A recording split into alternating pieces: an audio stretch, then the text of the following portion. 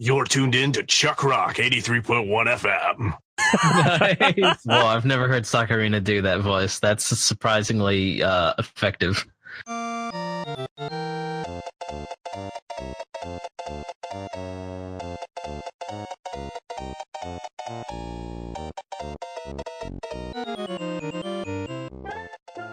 Welcome to the Super Nintendo Exploration Squad podcast, episode 22, a select button gaijin podcast. Every week we select 3 games at random, and you get to vote on which one we play.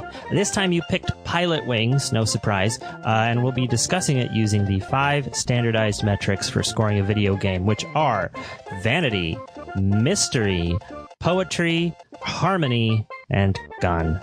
I'm your host, VirtualClint. I'm your co-host, CourierRice. And today we are joined by...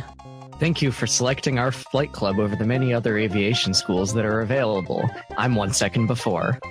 Hard to follow that, but I'm Sakurina. I forgot. Chickens cannot fly. I am Tulpa.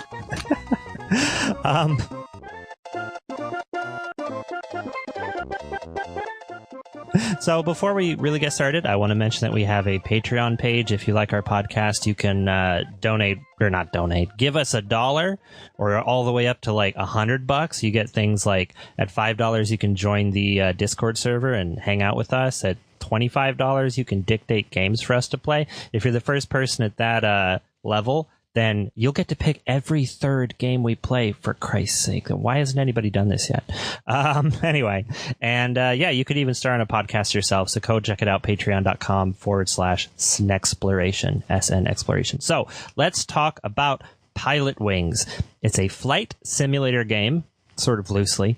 It was released in 1990 in Japan, which was shortly after the Super Nintendo was released. It was released in 1991 in North America as a launch game, and 1992 in PAL territories for some reason. The goal in this game is to meet certain challenges, go through rings, do good landings, weird stuff like that.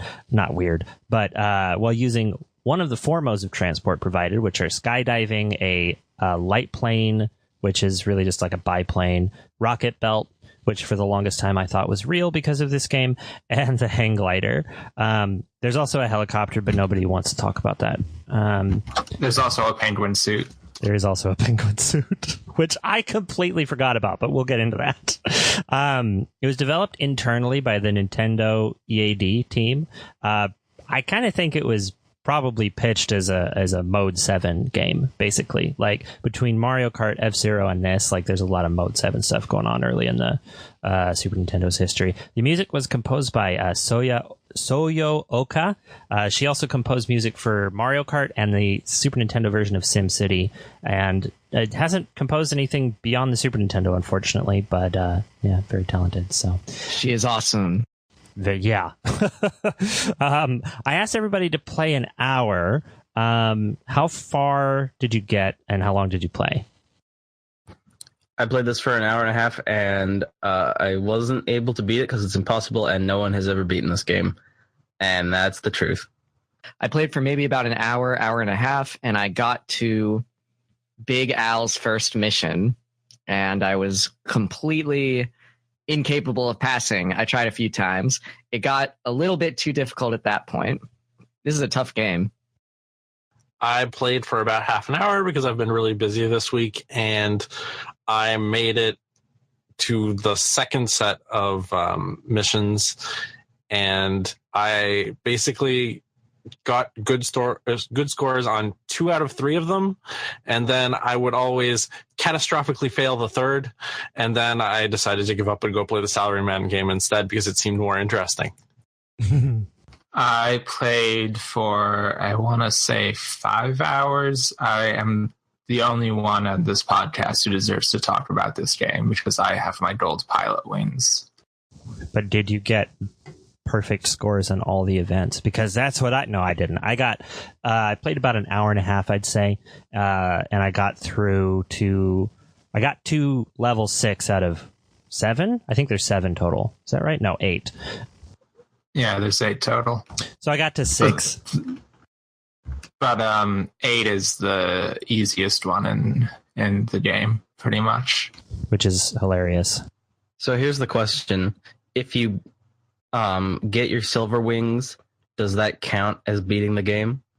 See, I wouldn't say so, but I did get my silver wings, I and would I want to. 100% say so. You think so? Okay, well then I beat the game because I got my silver wings. Yeah, I honestly, I genuinely think of expert mode as optional in this game. It's New Game Plus. It is basically. Yeah. It's like You saying can that get you Grave didn't- Lorded in it. Yeah. It's like saying basically that like you wouldn't consider Legend of Zelda beaten unless you've done the second quest. Yeah, I think the only reason. That's how I look at expert mode. Yeah, I think the only reason you might not say that is because this game is so short. 5 hours to beat the whole game is pretty short, I'd say. So you could blast through this whole game in about an hour. 5 hours very casually. Yeah, exactly. So, but yeah, okay. So there we go. I also played this game a lot when I was a kid. My dad had it and he loved the hell out of this game. So yeah, I actually feel like I had a leg up there because this was like riding a bike, getting back on that and being able to get mediocre scores to pass. So, yeah, but we'll kind of talk about that. So, but yeah, let's talk about our first topic, which is gun.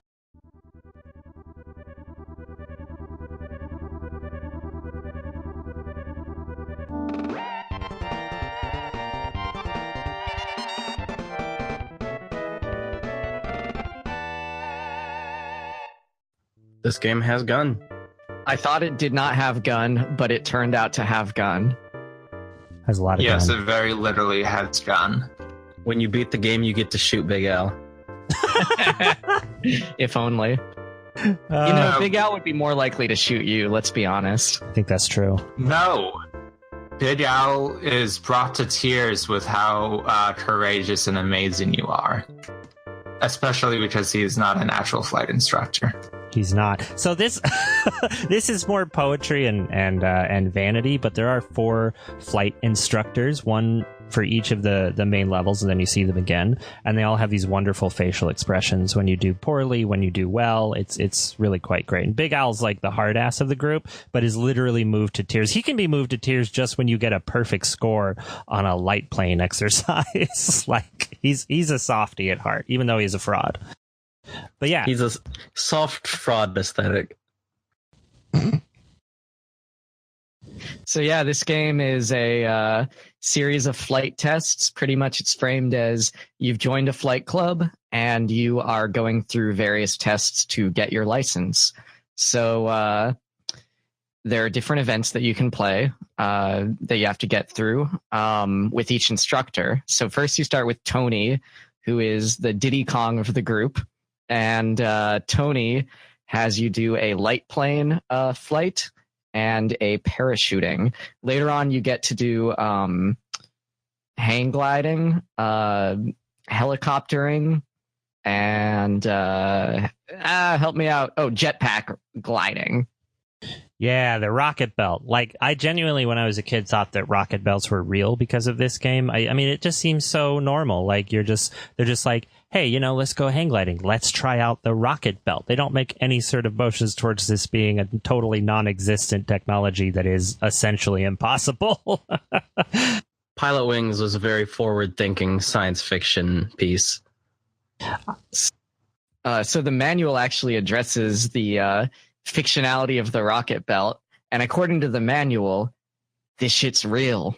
It says, originally only an air vehicle in science fiction, the rocket belt began to become popular for aerial stunts after being demonstrated at the 1984 Olympics in Los Angeles.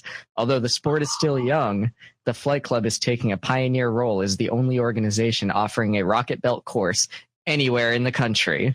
Incredible. Wow, that's cool. By the way, 1 second before, when you said earlier that one of them is the Diddy Kong, all I could think was, he's finally here performing for you. It's Tony. The first member of the Pilotwings crew. He's a big softy and he cries a lot. But you know that he loves to take those shots because he's a drunk. Tony Kong.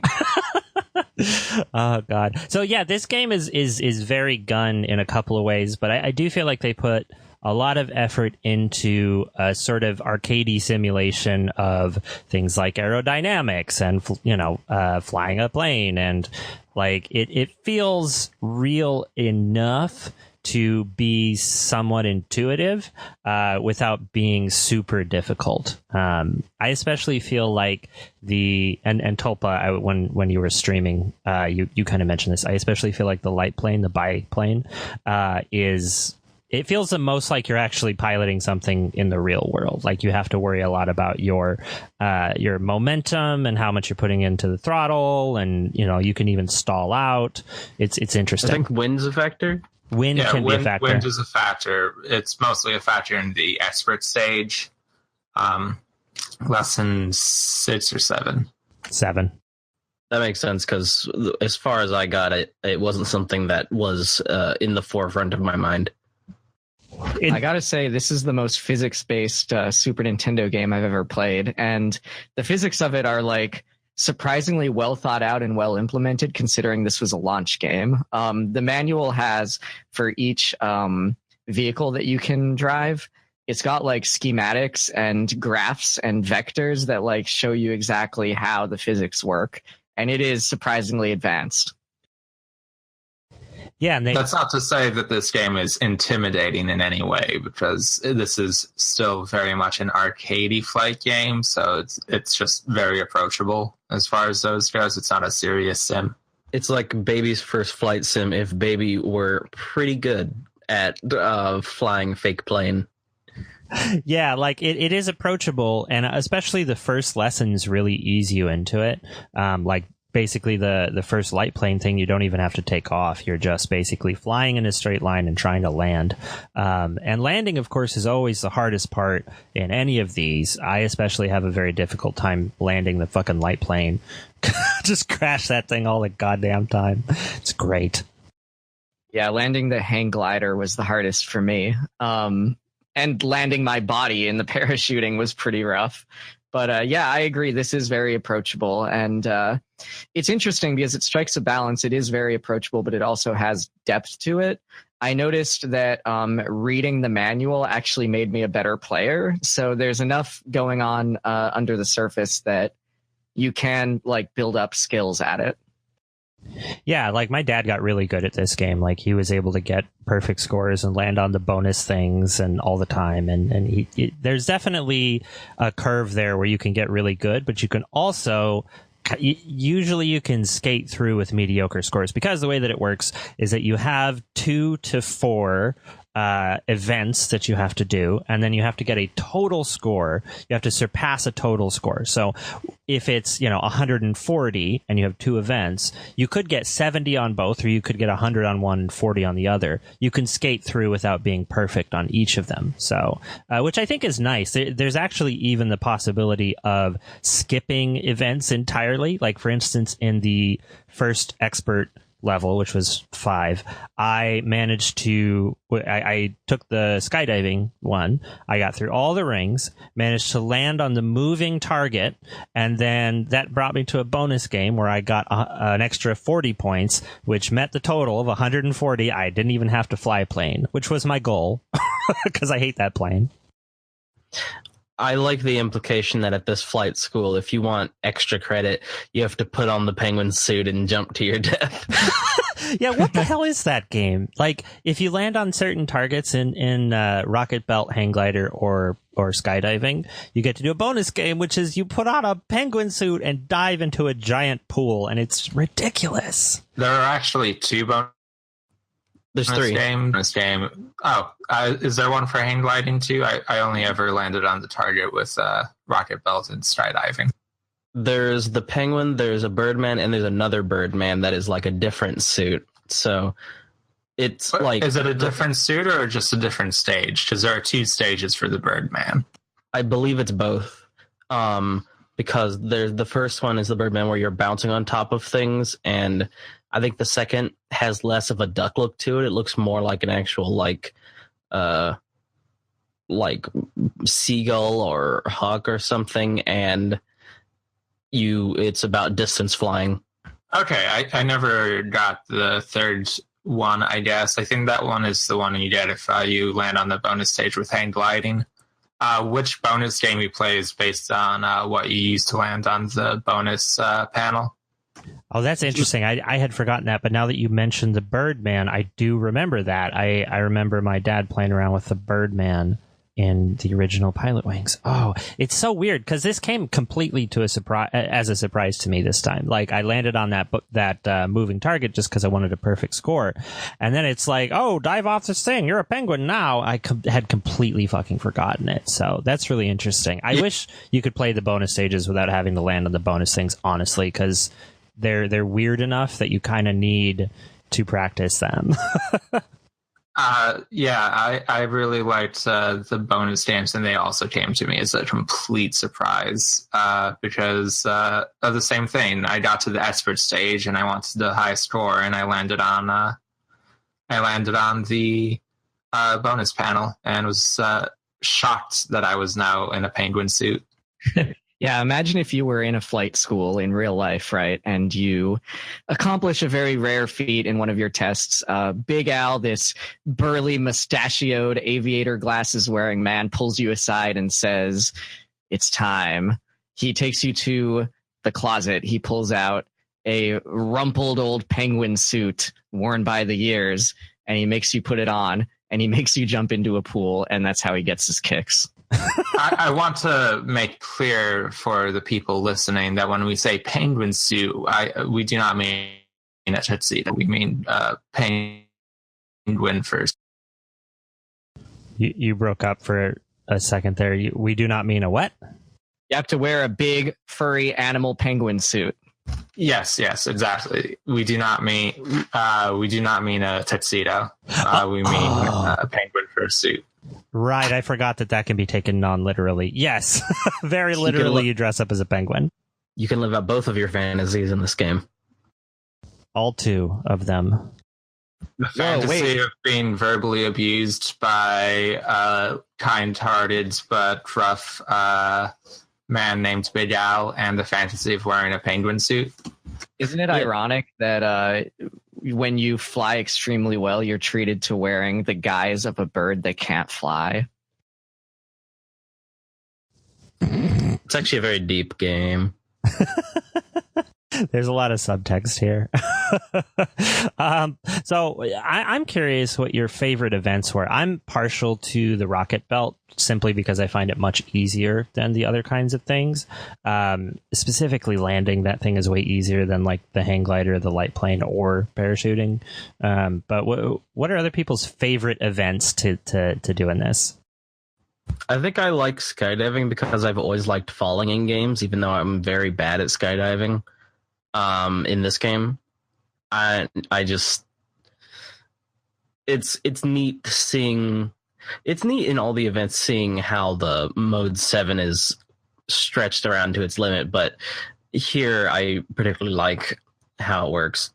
I liked being berated by Al the first time I decided to just suicide drop to the bottom, put a hole in the ground, and then his response was just a bunch of ellipses and then splat. Just mocking my death. Yeah, you are dead. If you don't open that parachute, you turn into a freaking hole in the ground. You're just dead. And he's like, ha, splat. I like the light plane the best. It's really hard, it's frustrating sometimes, but the way it controls feels really good, especially the speed control. You can increase or decrease your speed as you're flying, and it alters like not just how fast you're going, but also the way that your turns work and your pitch and your yaw or whatever. I don't know my aviator terms, but and it affects your landing. So there's like, I don't know, you can really feel it when you go faster or slower. It's pretty cool. I'm technically the best at landing the light plane, but my favorite is the rocket belt. And I thought while I was playing it, they reminded me of something. And I found out that what it reminded me of was Super Mario Sunshine, because effectively Super Mario Sunshine is also a rocket belt game, except it's water propelled instead of whatever this is propelled by. Whoa, you're right. Yeah, that's a good call. That actually, it does feel a lot like this. Yeah, my favorite was definitely the light plane. Also, I never had any problems flying the light plane. See, like, I think part of the problem I have with the light plane is I'm not very patient, so I'm trying to make turns really quickly, and that thing doesn't turn quickly. And like, and landing, you got to have the right angle, and I have a really hard time just deciding when do I, turn and how do I get in the straight angle on the landing strip. Like, I'm just really bad at it, but I put that down to lack of patience. And the rocket belt is perfect for that, because the rocket belt is second to second modifying your momentum, and the wind is really, really a huge impact on the rocket belt in particular. And so you have to really adjust your trajectory very, very often, very quickly, but you can adjust it very quickly. Whereas the light plane, I think you have to plan ahead, not my strong suit. So, it is not shocking at all to me that the hang glider is not anybody's favorite, because it's kind of a mixture between, parachuting and the light plane, but it's not as fast as a light plane, and it's not as like interesting, honestly, as parachuting. Like, it just doesn't do either very well. It is kind of neat hitting the heat. What are those called? The thermals, the air thermals, that push you like way up into the skies. You're at like 200 feet, and you'll be all the way up at like 500 feet in like 3 seconds. That's kind of a neat feeling, but other than that, I don't have any love for the hang glider.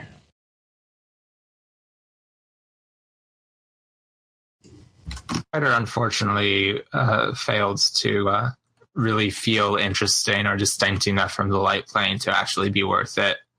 The one thing I can say in its favor is that figuring out how to land the hang glider on your own without looking at the manual was very satisfying for me.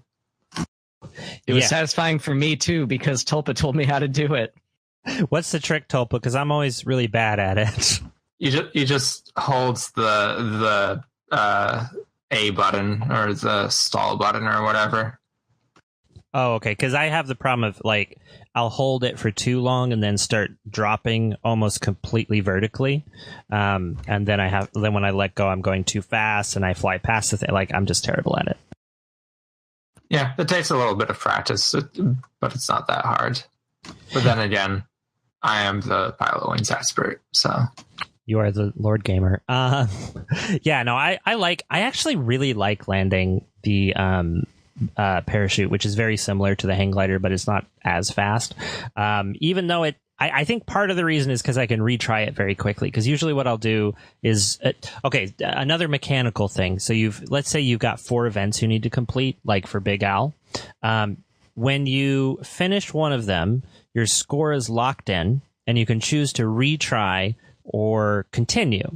And so, but if you finish 3 of them and you're like, I can't finish this last one, when you retry, it resets everything. So the best strategy is to try the one that is the hardest for you, or the one that is going to net you the most points, and try to just perfect it. So that's what I always did with the parachute. Was I would do that one first over and over and over again until I got the most difficult landing spot, get the most points out of it, and then the rest of them, now I don't have to get more than like 60 points at a go. So as long as I don't crash, which I do a lot anyway, then I'm fine. So it's kind of an interesting, it's fairly forgiving, but does, like, you do have to have some strategy in the way that you approach the event. So I think that's why I like parachuting the best, is because I can retry it over and over and over. It takes like 45 seconds to do a parachuting event.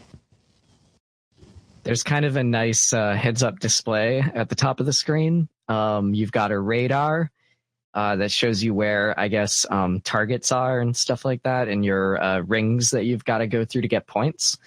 There's a thing that I didn't understand that like has to be based on actual airplane HUDs or something. That's this circle that has a weird tilting like plane, not like airplane, but plane like geometry, like a weird tilting plane that moves around as you turn around. There's something that shows your altitude. There's something that shows your speed. I guess a speedometer. There's something that shows you the time you have remaining, or actually the time that you've elapsed. and there is a fuel gauge, which I never, ever got close to running out of. Did anyone here ever run out of fuel? Yes. On the rocket belt, because I spent too long hovering above the goal trying to land on the bonus. What happened? Oh, I just dropped out of the air and drowned. That's all. Just dropped out of the air and drowned. Yeah, that the HUD thing for the light plane and for the hang glider. I had to look up the words, but it tracks your roll and your pitch. So the left to right rotation and the up and down rotation all in one circle thing. And yeah, it is like something you would see on a real plane, I believe. Yeah, you do not have any yaw in this game, which would be the rotation. If you are looking from looking at a top-down view, it'd be the left to right rotation. Wouldn't that just be looking at your compass? Because the compass points out the landing area and then north, I believe. So yaw would be tracked on your compass, sort of. It would be if you could yaw in this game, but you cannot. Oh, because you can actually do that in planes and just turn left to right without using your roll to do that. Okay. Got it. Yes.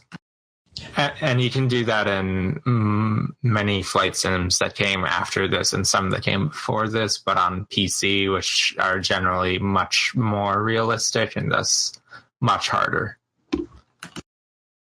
Yeah, this game has informed my view of airplanes, essentially, because I haven't really played any other flight sims. They're not my thing. So, as far as I'm concerned, the only planes that exist are biplanes. We need to talk about the helicopter stage.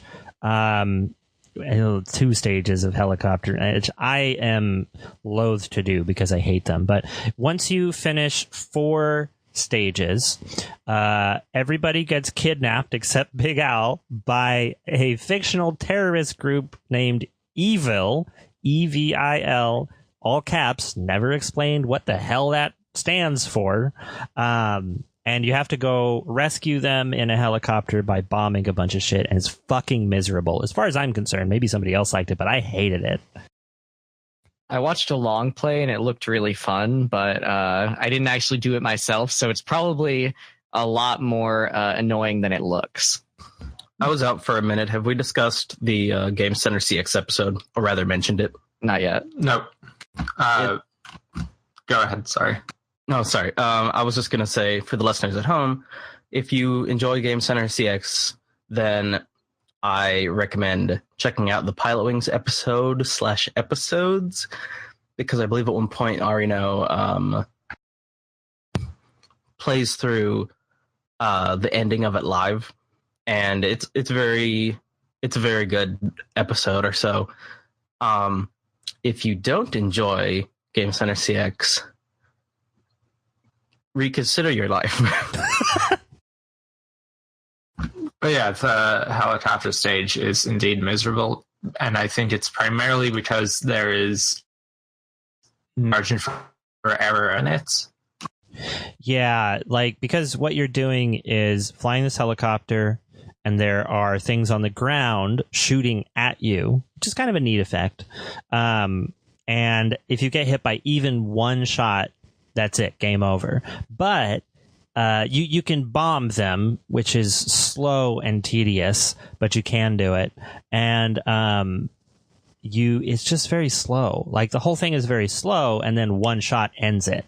And it feels like nothing else in the game. You're not dealing really with momentum. You're not really controlling something that's a bit finicky, like the rocket belt. You're not dealing with your throttle, controlling your forward momentum like the light plane. You're just basically moving this thing around and bombing stuff, trying not to get hit by things. I tried to do a pacifist run of not bombing anything. It didn't quite work, but you can, at least in the first one, basically skip the first section by sort of flying somewhat erratically, and you don't have to bomb any of the turrets on the ground, which saves a bunch of time. But you do have to bomb the ones around the landing zone, because otherwise you'll get shot. But yeah, it's just so slow. Can the helicopter drift? Yes, I mean, that's technically how helicopters move. I kind of figured that out as soon as I said it. But yeah, I feel like there is momentum physics. It's just this is the one case where the nicest Mode 7 effects on the Super Nintendo are just not up to the task of making you feel like you are piloting a helicopter. Whereas for all of the other events in this game, it can feel like an approximation of the real thing, I guess, except for rocket belts, which are not real. Yeah. Hey, it was in the Olympics, Tulpa. The Olympics aren't real. Yeah, those aren't real. The Olympics are a conspiracy. Have Have you ever met an Olympic athlete in your life? Have you ever seen two no. Olympic athletes in the same room together? Oh, no, you're right. The Olympic rings are actually flat. What do you think would happen if you got the Drift King into a helicopter? Oh, he would fuck that shit up. He'd be so good. Why You just fly that shit in circles. why aren't there helicopter drift races? Because the fastest way is, I mean, there's, all right. Yeah, no, your point of it not utilizing Mode 7 in any interesting way is very true, and I hadn't considered that, because like with every other mode, you're seeing other, I guess not parachuting, you do see different perspectives of the ground, but the helicopter is simply top down, perfectly top down, whether or not you're, leaning forward or backwards. It's very silly. It feels like it was put into it because kids would get bored with a flight simulator. That's what it feels like to me.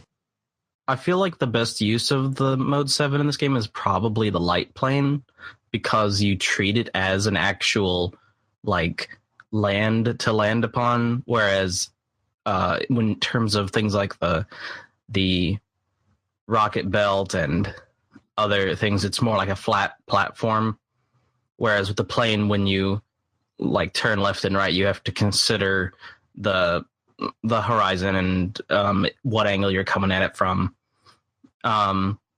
Though the rocket belt is a bit benefited by having changeable viewpoints. That helps reinforce a three-dimensional space approximation. Yeah, the rocket belt lets you see from a sort of oblique angle, kind of above, or to see directly above to assist in landing. It's the only one where you can change the camera angle independently of the vehicle.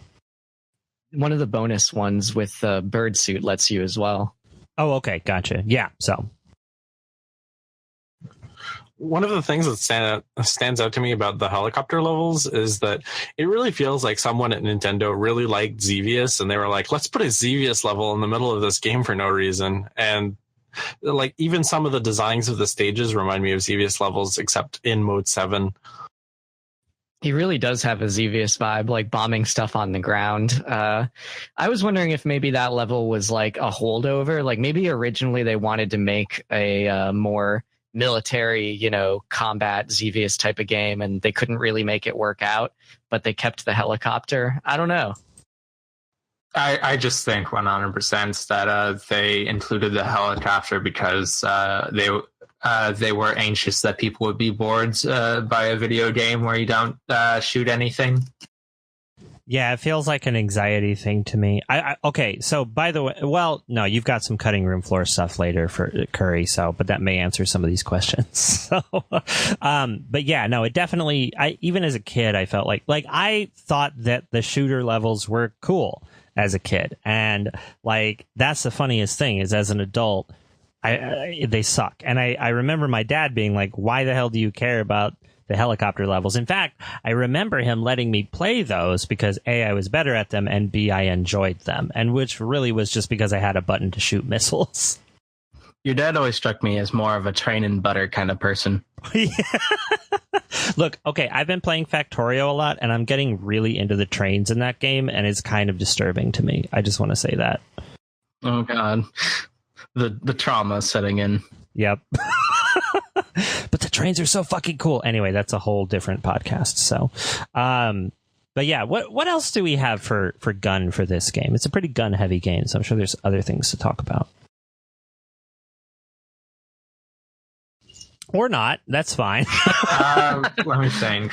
What other gun things were? I mean, the expert stage is vary things up in minor ways, so they're not completely without merit. They're just not as interesting to me, just because their entire gimmick is just about harder.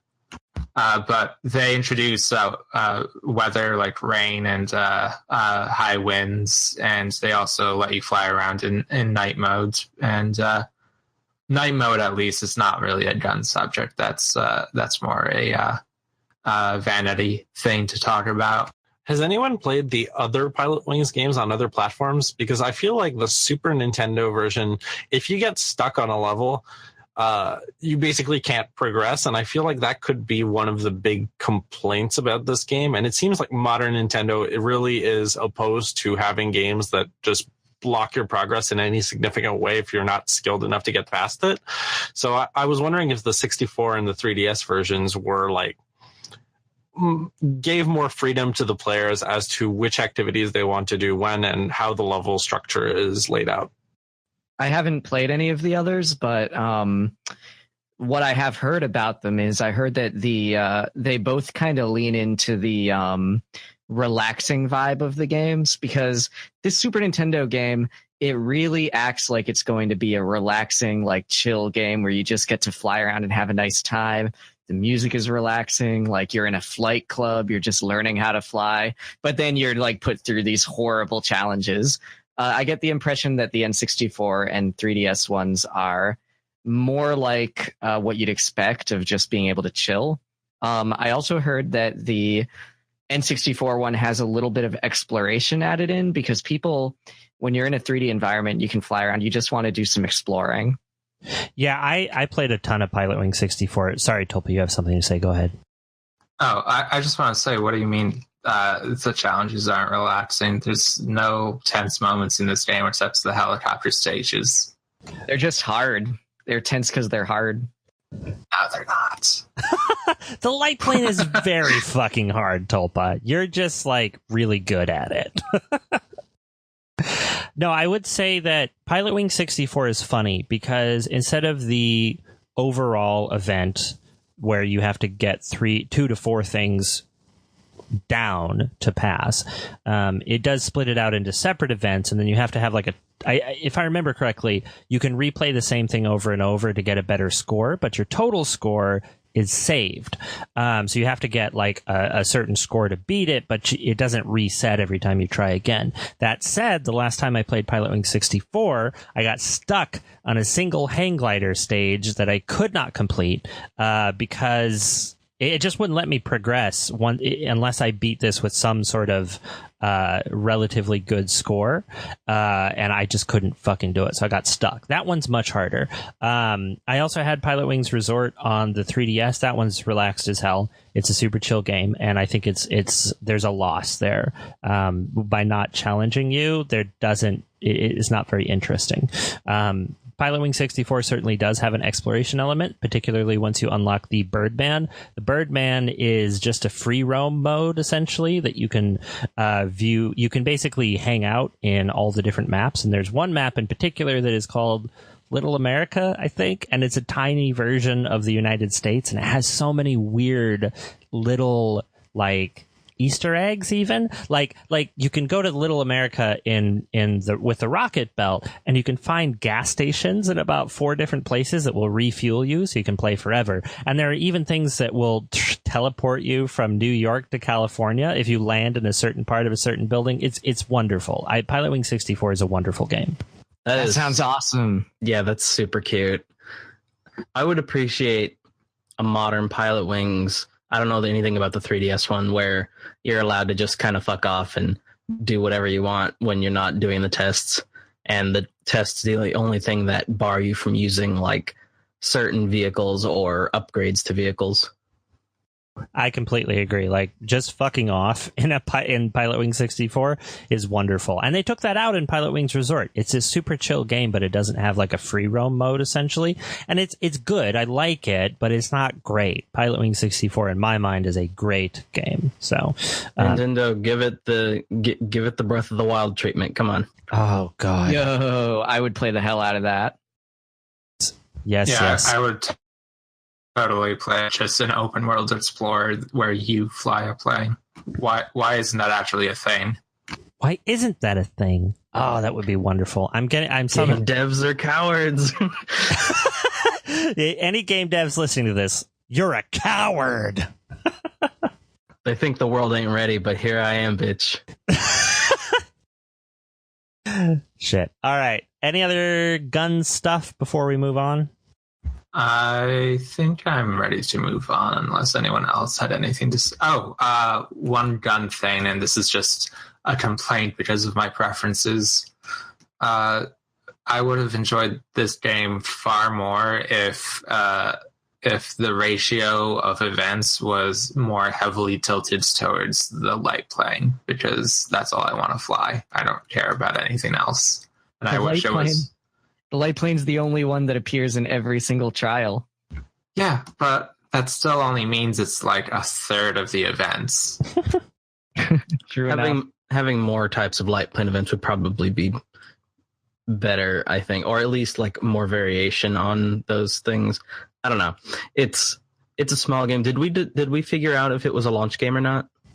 It was a launch game in the US. It was released shortly after the Famicom in Japan. It wasn't a launch game in Japan though. Okay. That's okay. Your mileage may vary on what you think about that. I consider that to count. Yeah, it's pretty close. Like, I think it was like 6 months or something. So not a huge difference. 1 month systems launch, that totally counts. Oh, that absolutely counts. Yeah. Definitely. For it being a launch / basically launch game, I think it's very competent and quaint for what it does. And competent and quaint are two good things to juggle. I agree. Yeah, and between this and F-Zero, they're both very excellent demonstrations of Mode 7. This one especially really leans into the 3D, which I think we'll get into in the next section. But I did want to mention one thing. There's a little thing that I don't know if anybody knows. You probably did, but there's these weird little bubble-looking things on the map. I don't know what the fuck they're supposed to be. Radar domes. Anyway, you can bounce off of them when you're in the rocket pack, so it doesn't count against you, and you can just go boing. There's no fucking point to it, and it destroys them. Is that in 64 or this one? This one. What? Yeah. Wait, It destroys them? Wait, you can bounce off of them, but it doesn't give you a negative point total? I think so, because I did it in the first event, and it didn't give me any point deductions, because you can land in the rocket belt on any land, but it gives you -2 points, except for the bouncy bubbles, which are wonderful. I regret putting this game off because it feels like I did not get enough time to really relax and explore this game. I'd like to point out that if you crash into the bubbles with your plane, you don't bounce off.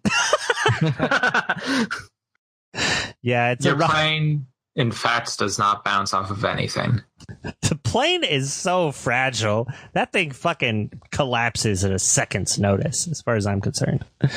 But yeah, okay. I'm comfortable moving on to our next category, because it's been 37 minutes, which is, of course, vanity.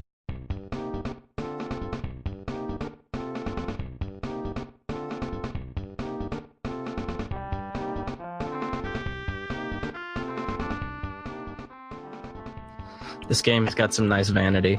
This game is pretty much still unmatched for visuals on the Super Nintendo. I would agree. Like, it's not beautiful sprite work. It's good. It's competent. It's not perfect.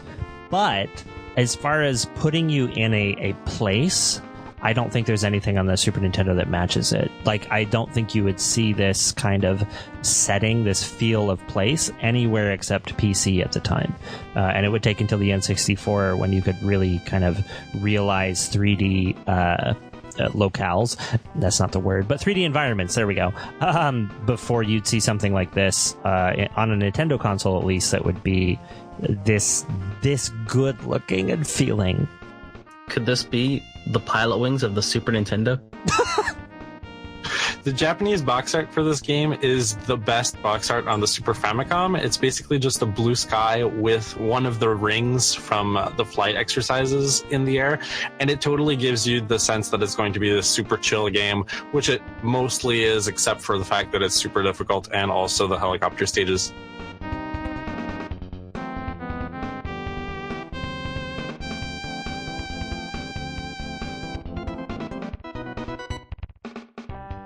I think that most of the reason that people would get frustrated with the difficulty in this game is feeling pressure to do it quickly.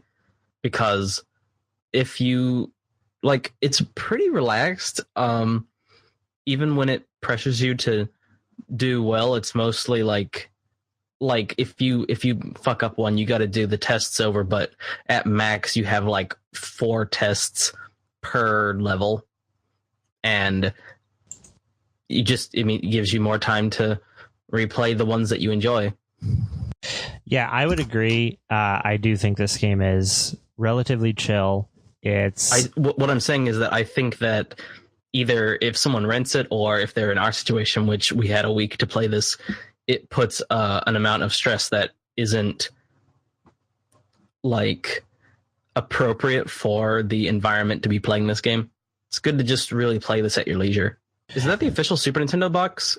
Yeah, that's the official Super Nintendo box. It's very similar to the Japanese art. It's got Pilotwings and this silly-looking silver font, and then the big green circle with one red circle above the eye for the dot, which is very. There's a lot of implications there. It's nice. I like how the American logo is similar but quite different from the Japanese one, but it's still extremely pretty in this like defined metallic sort of physicality to it. It's weird because the Japanese box art has 3 of the 4 Super Famicom colors on it. It has red for the hang glider that's in the sky, it has the blue for the sky, it has the green for the rings, but it has no yellow, whereas the Super Nintendo box art has all 4 because of the yellow reflection on the font, but it's irrelevant because the Super Nintendo was a purple monstrosity. It's okay. The logo also has purple and gray in it, or purple and silver. True. It has all aspects of the universe in it. I hear if you zoom into the Pilotwings logo, you can see a Metroid stage reflected in it. That's some deep Smash lore right there. I had a lot of time on my hands when Smash Melee came out. Oh, fuck. The logo on the US box art looks very 50s, very 50s chrome, like something on a old automobile or something. And that kind of fits in with there's kind of a 50s aesthetic to this game, right? Like you're just like in a flight club lounging around, like nice music is playing and you're talking to these flight instructors. Like, I don't know. There's something 50s about it to me. I kind of buy 50. That. Good one. You're Big Al. Oh no, I've been caught. I feel like this game is sort of close to the Shigesato Itoi bass fishing game, except it's with airplanes, kind of. I can't really separate the two in my mind because they're just so chill in general, or at least the atmosphere they're going for are chill. I did not play the fishing game last time when we did that, like I think a month ago. But if the boating and fishing in that game has the same or an approximate type of mood to Pilotwings, then Jesus Christ, someone needs to translate that already so that I can just give up every other video game. Yeah, it actually really is similar in the vibe. It really does take the same approach to fishing that this game takes to flying. I agree. It's like both games are trying to go beyond a simulation and kind of encompass a whole experience of being a part of a hobby, you know? So with this game, is not trying to be a simulation. It's doing that Sid Meier's game design kind of thing of representing the experience in a way that feels accurate by disregarding anything that would make the game not feel good. And I think that's pretty accurate way of describing the game. And I feel like the thing where the Itoi game differs is, one, it is more chill. There doesn't seem to be a fail state in any way. And two, it's also way more technical in terms of having to know what fishing is and how to do it and like different, very, very specific things. So, but yeah, no, this is definitely the kind of game that takes out all the parts that don't feel good and just says, fuck it, just take those out. Let's have an experience together. The music in this game is amazing. So as Clinton mentioned earlier, it's the same person that did the Super Mario Kart music and the SimCity music. To me, it really does sound kind of like a continuation of the SimCity soundtrack, but perhaps even better. It's very relaxing. It's all like slightly like 2 beats per minute faster than I want it to be, though. Like, especially the main light plane theme feels, it sounds to me like it's been sped up. Like the natural state of that song would be to relax and go slowly when it doesn't. I think maybe we have, as a people, it's too much vaporwave. Now we can't hear chill music without mentally slowing it down. It may be. I was going to suggest, Tulpa, that you do a vaporwave remake of that song if you feel like it, or remix, I should say. I don't, honestly. Like it wouldn't feel interesting to remix a Pilotwings track, because the Pilotwings soundtrack is already pretty much perfect in my mind. Yeah, and it probably already has like 10 vaporwave remixes anyways. Yeah, it's too basic. I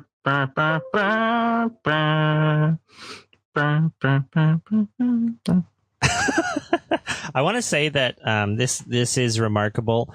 The soundtrack is remarkable in spawning the only good OC remix album, which is very good. And there's only 5 or I think 7 songs on it. So I highly recommend checking that out. It feels nice. It has the typical OC remix problems where they just have to add notes to make it differentiated somehow, but it is really nice. As someone who hasn't visited OCR in quite a while, I was not aware that was the kind of problem. I haven't listened to it since I was in high school, but that makes sense. Yeah, I haven't. I at some point had downloaded a bunch of OC Remix albums, and most of them were not good. Not terrible, just like, I don't really care. I'd rather listen to the one-ups. But yeah, that seems to be the problem, is like to get on OC Remix, you have to somehow differentiate yourself from the original song, and to do that, you add notes, which is only okay. It's funny that you mentioned the one-ups because they're actually local to the town I live in. No shit. Oh, I love the one-ups. I think one of them is actually a cousin to one of my closest friends. Like, and I've been to their shows and stuff. It's like, it's weird to hear other people mention them as an internet famous thing, especially because I knew them as an internet famous thing before. I was like, oh, they're just here. What? That's pretty great. The other sort of vanity things I want to say about this game, it really leans into the 3D. Like, for instance, when you're doing parachuting, they don't just start you in a plane and then you fall down. What you actually do is start on the ground, and you're holding a ladder, and it flies you up, which is a cutscene that you can actually skip, but it does give a sense of physicality to the world versus just being far above it and then falling into it. Same with like the light plane is very they tend to either you're taking off, which means you have a really low view of the world, or they start you in flight and you're seeing the whole map. It really leans into the 3D-ness of it, which I really like. Considering when this came out, they probably could have completely gone away with if the skydiving just let you move around, like left, right, stuff like that. But the fact that you can lean forward and back in order to affect how fast you're falling is really another level of verisimilitude that improves the experience a whole lot. Because they didn't have to make it so you could go faster. They could have ignored that and people would probably still be like, this is really good. But that really helps with the simulation aspect, I think. Or maybe not. No, I agree. I was trying to I feel like I've just been talking a lot because this is one of my favorite games. So, but yeah, no, I agree. Like they really leaned into the, I don't know, physical aesthetic, the feel of things, and making sure that things felt somewhat realistic and that you were controlling them not in a video gamey way. Even though they are very video gamey, it doesn't feel like that. The New Game Plus levels look very pretty. They add different weather effects and different times of day as you're flying around. My favorite was in... I think it was in Shirley's stages. By the way, Shirley is the Dixie Kong of the group. She's finally here. I'm sorry. It's like she says to you, like, you're going to fly right after a rainstorm. And like you go and you fly and it's in the level with all the greenery and the sky is like cloudy and gloomy and it's just very pretty. You can smell the petrichor. You can, pretty much, yeah.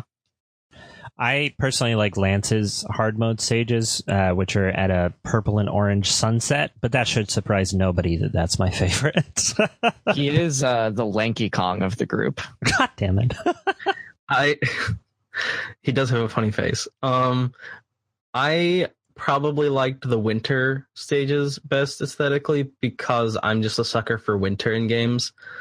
I'm the one who has a lot of nostalgia for winter in the original Harvest Moon, which has a song to it that's really, really somber, but also simultaneously like 5 seconds long, probably. It just loops from there over and over, and it's like, I mean, mood, but also Jesus Christ. Come on. I want to talk about the instructors and their sprites because there's a lot of them. So before and after every event, you speak with your instructor for the set of events, and there's 4. And each of them has a fairly wide variance of faces that they'll make at you. So if you do really badly, they tend to look angry at you. If you have a mediocre score, they look like, whatever. If you have a good score, they tend to be happy. But there is a unique face for all of them. If you get basically a perfect score, like Lance, for example, who is a total piece of shit, he hates you. Like his eyes are rolling around in his head like an old cartoon. Like he's so stunned that you could perform at all, much less get a perfect score. I mean, it's wonderful. I like the implications that that this is a fraud school and that these people don't actually know anything about flying. Because Big Al is a motorcyclist, and after you pass... Big Al specifically says that he is not licensed to fly a helicopter. Yeah, he's the one who forces you to fly one. There seems to be an implication there that, like, it's the fact that as soon as you get a license, they're like, oh no, some of us have been kidnapped. You have to go save them. Us, your instructors, who theoretically would know more than you, can't do it. And so it kind of has this implied narrative that you've signed up for a school of flight that's run by frauds, and you somehow, despite everything, learn how to become an effective pilot during it. And so you have to be the one that picks up after everybody. Yeah, actually, there is a whole deep shadow plot of this game. There's lore. There is lore to this game. Okay. Lance in the manual. Hold on, let me bring it up. Well, I should say, maybe this is poetry, but we're on the subject, so I want to talk about it. Yeah, for sure. Yeah, go for it. Okay, so the manual has a page that says the Flight Club Inside Story. There are many unknown facts about the Flight Club, most notably facts about the founder and the head office. It is often called a mystery school, as no one knows for sure what goes on behind the scenes. So, Whoa. And then this is what it says about Lance. A mysterious man who speaks fluently in 6 languages. It is rumored that he formerly was an Air Force pilot. Rumored. It really shouldn't be rumored. Yep. So my thinking is... It's rumored he's flown a plane before. There's something up because, you know, all of your instructors get kidnapped by the evil syndicate. And then it says, Big Al says to you, for political reasons, our military authorities cannot attempt to rescue. So they make you do it. And then later in the New Game Plus, you have to do this again with the helicopter. And what Big Al tells you is that the evil syndicate kidnapped his brother, who's a government VIP. And so you've got to go in and rescue the brother. But when you get there and you do the rescue, the same sprites from the first mission come out and go into your helicopter, which are the sprites for all of the instructors. But only Big Al's brother needed to be rescued. So what's going on here? My thinking is that's not Big Al's brother. That's his like government body double. And those were the body doubles of all of the different instructors. You've accidentally joined some kind of espionage group that has a front as a flight club. And clearly the man behind it is Lance, who was rumored to formerly be involved with the military. That's what's going on. And I think Big Al is like not involved. I think Big Al is like the civilian they got to like manage the flight club.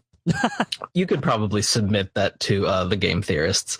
Yeah, I mean, I think that's 100% accurate. There's plenty of indications that there is far more than meets the eye about these flight instructors who would kidnap a bunch of flight instructors for an amateur flight club. Right? Like, what the hell is going on there? I think that leads us into our next topic nicely, unless we had any other vanity stuff. All right, cool. Then let's talk about our next topic, which is mystery.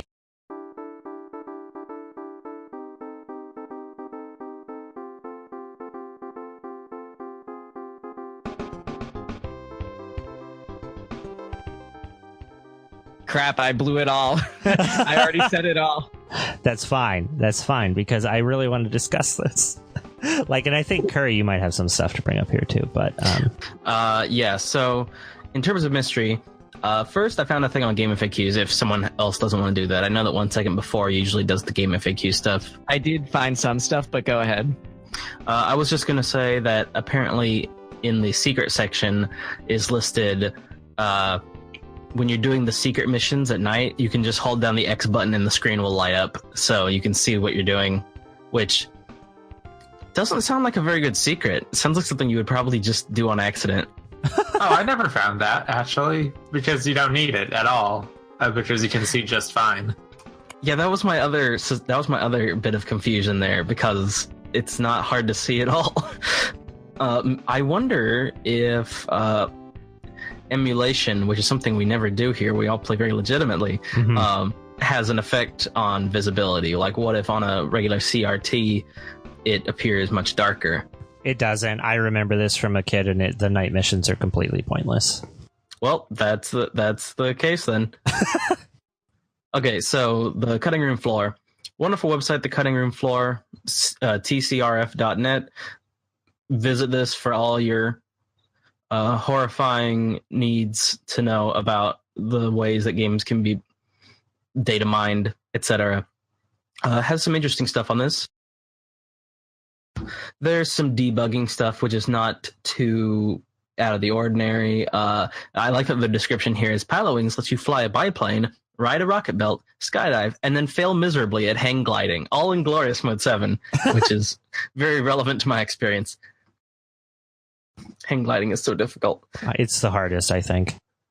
Let's see. If you have debug mode on, there's a way to affect your display.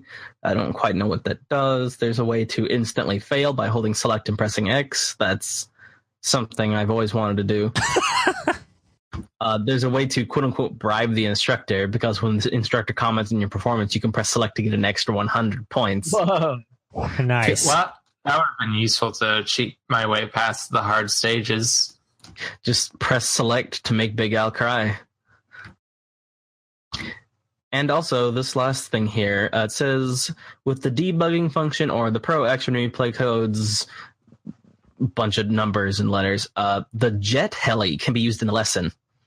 The instructor states that the player must fly through the 2 rings. The controls are identical, but the game crashes upon attempting to load the score total screen.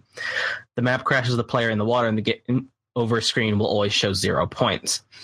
However, with another code, which changes the tile set, the helicopter can be used instead. Though the map is glitchy, the player can win this mission with 0 points. As a side note, in an older magazine scan of Dragonfly, an early version of Pilotwings, the helicopter, then the title's namesake, Dragonfly-esque futuristic machine, is seen in the third lesson's maps. So, it appears originally that you were going to do a lot more helicopter stuff. Yeah, that's what I was, because I stumbled across that when I was doing a little bit of research, and we were talking about the helicopter feeling like it was a leftover, and I think it literally is. There was a helicopter game that they were making called Dragonfly, and they ended up making Pilotwings, but they had this Dragonfly stuff left over-ish, and they just put it in the game in 2 different missions. It's weird. So basically, they made a helicopter game until they realized that's just not very enjoyable, and used the same tech to make a bunch of much better mini games. My understanding is there were 2 games being developed at the same time, Dragonfly and Flight Club, and they basically decided, oh, well, these are both kind of flight related, so let's just merge them into one. It looks like they got a lot done on Dragonfly then, because we got 2 helicopter missions. 2 whole helicopter missions. Maybe they realized they sucked, and they were like, no, we're not putting these in. Yeah, I suspect they realized this is really difficult. So let's just throw it in as a final mission in both campaigns. Really difficult and just not enjoyable. Oh, apparently, I'm looking it up now. Dragonfly was then turned into Flight Club, and then it was turned into Pilotwings. Oh, that's a different narrative entirely. What was I going to say? Oh, I was going to say that the helicopter missions are, however, very enjoyable to watch on Game Center CX. Pay me, Japan. One thing I forgot to mention in Vanity is when your instructor is telling you how to, what you need to do. There's always essentially a 1-bit, or I guess maybe 2-bit, whatever, depiction just in black of the vehicle that you're going to be piloting, and it's really nice looking. It looks relatively realistic compared to the rest of the game. The helicopter one is definitely people with guns getting in and out of a helicopter, so there's certainly a militaristic aspect to it, but I really liked those. But yeah, no. The other thing, oh shit, I was going to say something. Oh, fuck it. I forgot. Another mystery is what the hell ever happened to Pilotwings for GameCube, which was announced and then disappeared completely. RIP. That's too bad. Did that turn into Pilotwings Resort? I don't know. There's quite a distance between GameCube and 3DS, so I'm not necessarily sure if it got turned into it. Maybe Pilotwings got turned into the Wii Sports Resort flight mode. That was really good. It was really good, and it felt very Pilotwings-esque. It makes me wish I had Wii Sports Resort. I only had the original Wii Sports. My Wii is collecting dust somewhere. I don't know where. Oh man, Wii Sports Resort was a way better game. Yeah, the only good thing in Wii Sports was tennis, which was fun if stupid, and bowling, which is fun if stupid. Yeah, I had something to say, but I lost it. Pilotwings is in many ways the Wii Sports of aviation. That's a little harsh. Well, That's a good it's bottom better line than Wii review. Sports, but yeah. Oh, damn it. I spoiled it for the segment. Yeah, would have been a good bottom line. Oh well. I mean, there's a valid point there in that it is very much an abstraction of a simulation. Like, it's not really the real thing. It just feels real-ish. I think that okay, so I'm going back to the theory that these are ex-military or current secret, like, black ops sort of people.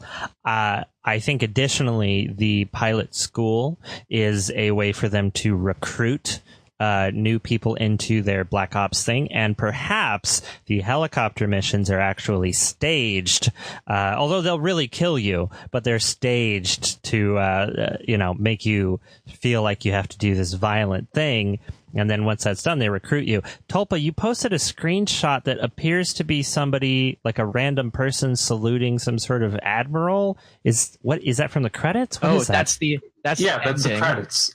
This is important to Clint's theory. The credits are: you walk by a bunch of generic soldiers who salute you, and then you walk by all of the Flight Club members who also salute you, except for Big Al and that guy in the screenshot facing you with the Nintendo logo between the two of you. Is Big Al in full military uniform with a full Stalin haircut and look to him. No, see, I don't think that's Big Al. I think that's Big Al's. I think Big Al's brother is real and is a real government VIP and is the person who actually runs the agency, which is how they could let a fuck up like Big Al have a job teaching people how to fly a plane. But then where's Big Al? Big Al doesn't show up in the ending at all then. Oh, he's not part of the military. He wasn't invited. Big Al was never real. Big Al he's real. He's in your imagination. He's just a motorcycle instructor who asked his brother for a job, and his brother said, "Sure, motorcycles and planes are basically the same thing." Okay, I'll let that. I buy it. Yeah, I'm buying this. I still like my slightly more harmless and comedic take on this, that it's not a government conspiracy and it's actually just a bunch of wannabes decided to make a fake academy so they could make some money and accidentally made a legitimately good pilot. There's a lot of things you could apply to this, and I think it speaks to the honestly, I think it speaks to the personality of this game, and that the instructors have such strong personalities that you want to imply things about them. I think that Big Al was a motorcycle instructor / motorcycle, rider / accountant, and that's why he runs the club. So there you go. Okay, so that's the theory. It's just a game theory. What else we got for mystery? If Matt Pat sues us, I swear to God, I'll never live it down. Who? The guy from the Game Theorists. It's just a theory. A game theory. I have no idea what you're talking about. Oh, it's a sensationalist YouTube channel that is like, did you know Mario is actually evil because he kills enemies? It sucks. That sounds like it sucks. It's a hate watch. I can't even do that. I love my fellow gamers. Do you guys think that Big Al's brother is an older brother or a younger brother? Older. No, Big Al's brother is definitely the younger brother. I mean, look at Big Al. His life has not gone the way he planned on it going. Medium Al, then, is his brother. Hate to burst your bubble, but the Japanese game actually explicitly says it's an older brother. Oh, damn it. Extra large Al. It is worth stating, though, that the brother's name is Smal. Medium Smal. Oh, God. What else do we have for mystery? Bum, bum, ba-da. Wow. That's the end of the mystery section, everybody. And so we're moving on to our next section, which is, of course, the Salaryman Corner.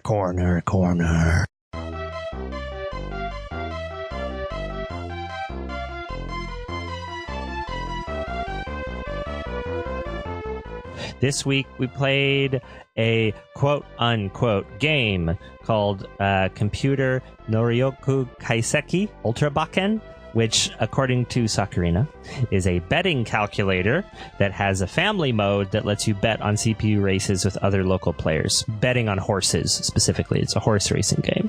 I only asked people to play this for like 5 minutes. Oh, by the way, you can check out our new YouTube channel. Just search for SNExploration on YouTube, and I put up a clip of this game. I didn't really do much in it, but that's fine. So you did narrate it, which gives it that SNExploration charm, though. Mm-hmm. Yeah, and I did stupid voices too, which is always good. So, yeah, what do we think of this quote-unquote game? I didn't even touch it.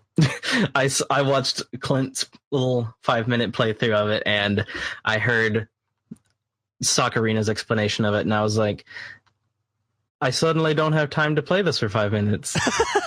I played it for 5 minutes at the start of this podcast without seeing any kind of explanation, and I watched a horse race happen, and then I stopped. I don't understand it. The sprite work is pretty nice, I guess. I watched Clint go through it, and I saw that he got to a calculator for horses, like some kind of calculator that you can do math. You can do math for all dimensions of a horse. And I was like, it's in Japanese, so I couldn't tell which horse dimensions were under consideration. But the very fact that there are that many things you can quantify about a horse really Teeth is a big one. I want this horse to have 300 teeth. Too many teeth. So this game, I've quote played other betting calculators on the WonderSwan that are much more complete than this one. The one on the WonderSwan is actually kind of nuts because it's basically an entire mathematical programming environment on the WonderSwan, whereas this one, you can't write custom algorithms for determining the odds of whether or not you should bet on a specific horse. Instead, the algorithm is baked into the Super Nintendo cartridge, and you can only input the data, and then it chews it up for you and tells you which horse is likely to win.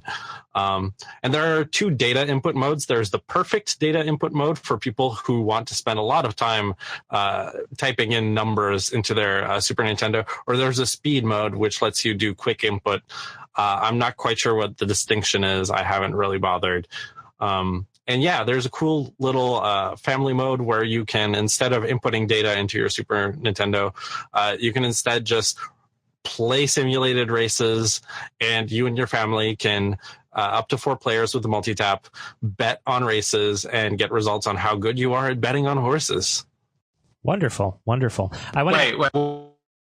Wouldn't the way to play the family mode is to get your family together and bet in real life on the horses in your Super Nintendo game? You have to bet your real world allowances. Yes, exactly. Your real world allowances. And eventually your family just becomes organized crime. I'm pretty sure the 2 warning screens at the start of the game actually tell you not to do that. But I guess nothing is really keeping you from doing it. Also, a fun aside is that one year my cousin and I went up to go visit her dad, and he lives in the middle of nowhere in Canada, so it's like really up north. There's a bunch of snow. There's a bunch of people doing snowmobile stuff, but not much else. There's a general store to give you an idea of what the biggest attraction in town is. And we had literally nothing to do that winter except watch horse races on his satellite TV and pretend bet on horses. So this reminded me of this quite a bit. That's wonderful. Wonderful. But I didn't read the warrant at all, so how can it be my fault that I now have a criminal betting organization and a deep debt? I want to watch your better. I want to watch the Yakuza movie where it's just like a bunch of gangsters that are all holding like bloody, like serious bets on this game. You know, like they're all just getting together in a room with a Super Famicom and like putting all their bets on these digital horses. Starring Takeshi Kitano. Isn't there an Yeah. anime about that? Like, I feel like that's probably a segment in Kaiji. I want to ask a question about that WonderSwan game because you said it's essentially a programmable like horse calculator. Hi, I'm Clint, and I'd like to say programmable horse calculator. Anyway, do you think you could do like an overflow on that somehow and then hack the WonderSwan? Because those are the kinds of things you could usually do weird overflows. Like they had one on the 3DS. It was essentially a programming language, and you could use that to hack your 3DS. So do you think that's a thing? Maybe, although you don't really need to use backdoors to hack into the WonderSwan specifically because that had the Wonder Witch, which was an officially distributed development kit for the WonderSwan. So you could just make your own games that way instead. Fuck, that's so good. All right. And cool. none of you people bought it, so that's why it failed. Oh, man. That sounds really good, though. I would have gotten a WonderSwan as a kid if I'd known about it at all whatsoever. I really wanted a Game.com, actually. I would definitely have wanted a WonderSwan as a kid because I would have wanted it. I just want an N-Gage. Same. That's what we all want deep down. Everyone wants to engage with their fellow humans. I actually have an N-Gage t-shirt. I had an N-Gage fan site called N-Gage Live, and it is super embarrassing to admit this, but nobody Whoa. ever visited it because I was the only N-Gage fan. Exclusive. That is truly on brand for both you, Sakurina, and Tulpa. This is very on brand. Okay, I think that's it for Salaryman Corner this week. Thanks for joining us on this computer journey. Let's move on. Let's go back. Brought to you by Nokia, the creators of the N-Gage. Yep. Let's think back. Remember, what game were we playing? Oh, yes, it was Pilotwings, and we're moving on to our next section, which is poetry.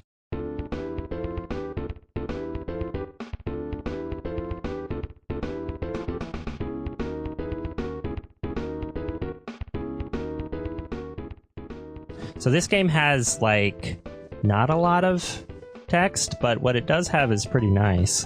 What do we have for poetry? You guys want to hear Big Al's biography in the manual?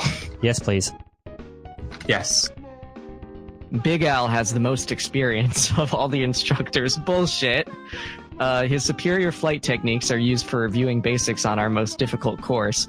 He looks tough, but some claim to have seen his tears. I love that little bit of foreshadowing. It's like if you do really good, you can see his tears.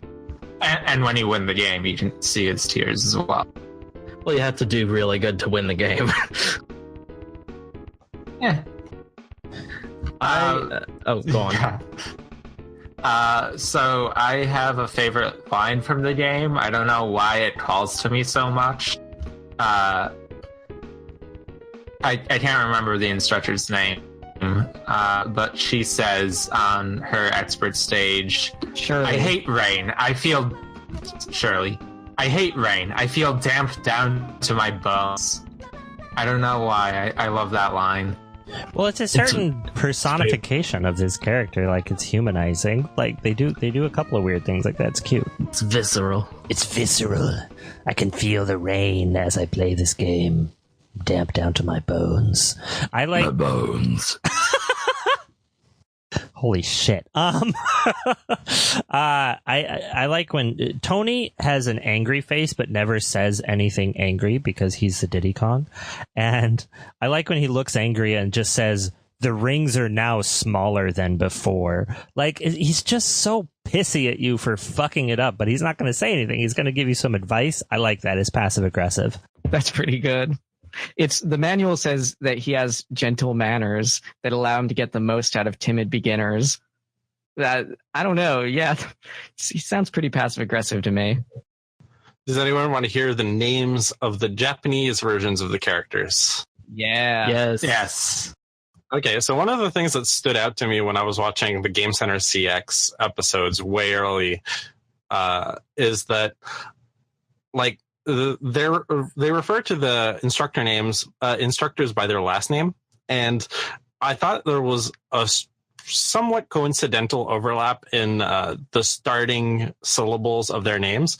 So Tony is Fumiya Tanaka, but he's only referred to as Tanaka in game. And that means they both start with a T. Shirley is Ran Shiraishi, which means Shiraishi starts with Shir, like Shirley. And then I was like, oh, is this going to be the same way for all of the characters in the game? Unfortunately, no. Those are the only two that have some sort of overlap. However, there are some shocking names, especially when it comes to Lance, which is Indy Scott in the Japanese version. What? Yeah. Wow. Indy Scott, what a great name. And Big Al is Tobei Kuroda. He is referred to as Kuroda in game, which is a kind of menacing name-ish. It's what you would expect from a sort of bad guy. Now moving on to the Evil Syndicate. I'm pretty sure the Evil Syndicate is only called that way as a censorship measure from Nintendo of America, because in Japan it was called Mayaku Syndicate, which is Narcotic Syndicate. Whoa. Yeah. Cigarette company has kidnapped your friends. So this is actually a Contra spin-off. Yeah. Is it because narcotic has the word contra in it?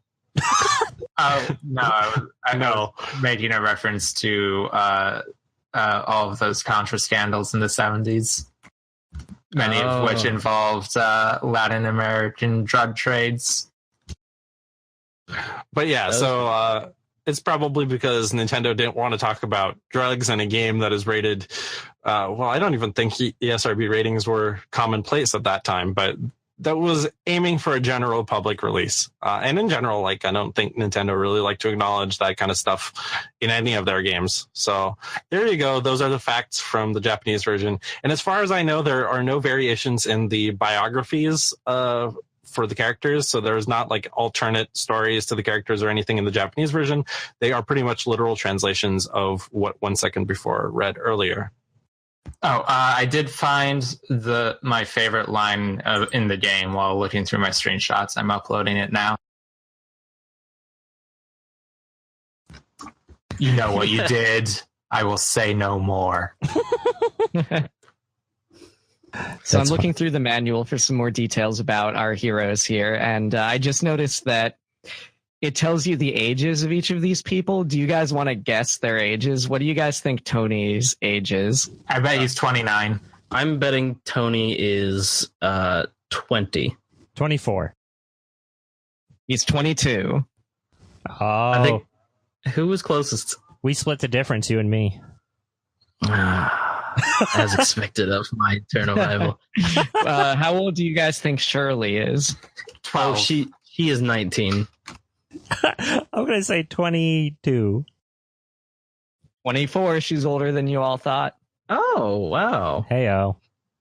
That's Tony's the surprisingly, yeah. Now, here's the most important one. How old do you think Lance is? Ooh, I know this one, and you should all know this because I sent it in the invitation, so I'm not going to say it.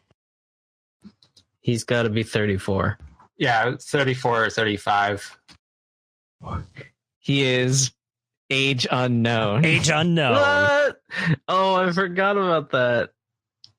Age unknown. Okay, last one. How old do you think Big A Al, lady the never Donkey tells. Kong of the group, is? 41 and a half. I gotta say 42. 29. 29? Come on, get serious, Tulpa. He's 49.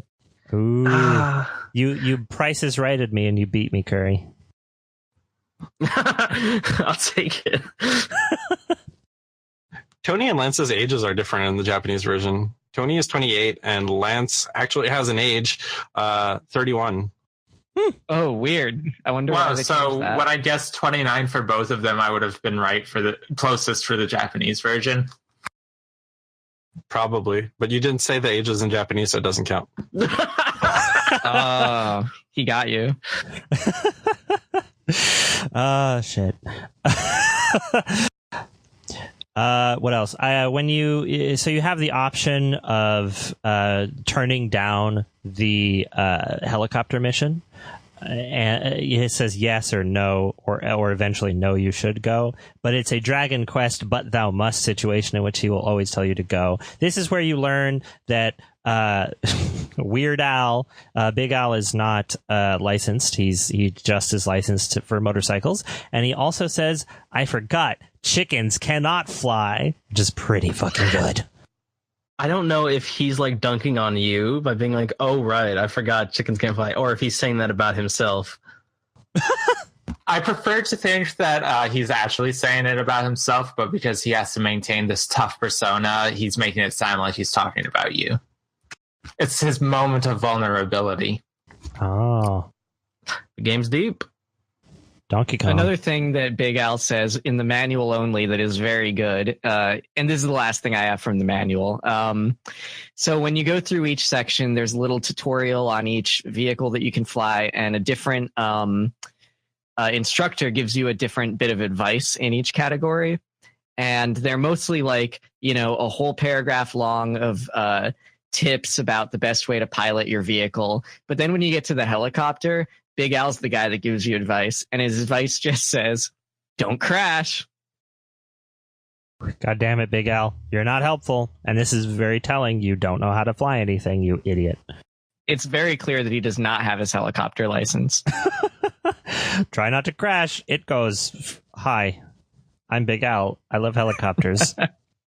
The big spinnies make you go, "Hi, Big Al." Look at those big things spin. I'm Big Al. Big Al loves the... Go ahead. Sorry, I was just gonna say, I wore the penguin suit once. Big Al loves the whirly bird. Big Al, currently dressed as a penguin, says to you, "I love the whirly bird." Oh, God. What else do we have for poetry? Oh, I have a thing. I always do this. I'm like, what else do we have? Oh, wait, I remembered something. Anyway, I really like that they give you, after every set of missions, they give you a license, and the license has a number on it, because of course it does, and the number is actually your password, which is cute. It feels, again, that arcadey version of real life, where it's like, yeah, license numbers are a real thing, but you can also use this in the game itself. I felt like that was somewhat poetic. Oh yeah, that reminds me. I said I was done with the manual, but I actually wasn't, because they have a good way of bringing... You know how every Super Nintendo game basically has a little demo that plays if you leave it, you don't touch the controller. The attract mode. Yeah, the attract mode, exactly. So this is the first time I've ever seen a game try to contextualize the attract mode as in-world, because in the manual it says, "A demo flight by a Flight Club staff member begins if you remain on the title screen. Observe this demo flight and make sure to study the controller operation for your own use later while playing an actual game." That's kind of wonderful. And also, yeah, the attract mode, the demo mode, shows you a controller on screen and shows you exactly what they're doing, which is the first time in my memory of seeing that. I'm sure other games have done it before that, but I thought that was really cool. Oh, yeah, I'm looking at the attract mode right now. Yeah, this is super cool. This just contributes to the really relaxed atmosphere of the game, that they even just show you how you're supposed to control this game. Yeah, it's kind of wonderful. So my only remaining bit of poetry is that the rocket pack stages, you are required to pass through bars of lights, and when you do, it just says "bar passed." So you become a lawyer in the course of this game, and that has a poetry to it. Did anybody try to fly just in a straight line away from the map at any point? Because I regret not doing that. Oh man, I should have done that. I bet that's how you get to the minus world. It's how you get to the secret island in GoldenEye. I considered it at one point when I was in the plane, and I was like, I'm not sure this game is gonna tell me anything, and I don't have the time to do this right now, unfortunately. Really should have started playing this earlier. This time I was the coward. Rice. Knowing what I do about how Mode 7 works, in theory, there should have to be an invisible wall around there. Otherwise, Mode 7 sort of stops working. Could it potentially loop around, though? Like, could it put you on the other side of the map like they do in Final Fantasy IV or whatever that is? Well, they could do that, but it wouldn't really make sense because the map doesn't repeat itself. It's like a solid colored background on the edges of the map. Sakurina, it doesn't make sense in any game for them to do that because the world is flat. This is true. Okay, I just tried it out. If you go too far, you get an out of course message and fail immediately. I'll put the screenshot in because it's another bit of poetry. You shouldn't have gone that far. If you fly too far away, then your instructors will shoot you down. Like, that's our plane, don't run off with it. Maybe this flight club is in enemy territory. Oh, God. Oh, you're actually a prisoner of war. This is deep lore. And their way of punishing you, of torturing you, of trying to get information out of you is to have you hang glide, which is the most excruciating experience on Earth. It is pretty bad and terrifying. Can you real hang gliders? They exist for real. Can't imagine doing that. It's one step above a squirrel suit. Yeah, why would you do that to yourself? This is how you torture a prisoner if you have no morals or ethics. Okay. Any other poetry stuff? Things? I looked on game FAQs and I did not actually find that much wild stuff, except that the message board is surprisingly populated. Weird. There are a lot of threads and posts in this message board. People are still talking about Pilotwings, which is kind of cool. I found one thread called Pilot's Lounge that was started in 2009. And the same two people have been posting in that one thread like once a week for 9 years. Oh my God, that's kind of beautiful. Holy shit, that's sort of amazing, yeah. Oh, actually, I do have another bit of poetry. It's just one of the many things I liked about how this game is presented. Every time you pass a lesson and you are given a new class of license, you get a license number, and that is, in fact, the password you use to start at that lesson again. Yeah, no, it's cool. I like it. I just like that they went out of their way to make as much of this experience diegetic as possible. Yeah, definitely. That is cool. All right, I think we're good then with poetry. So let's move on to our final section, which is, of course, harmony.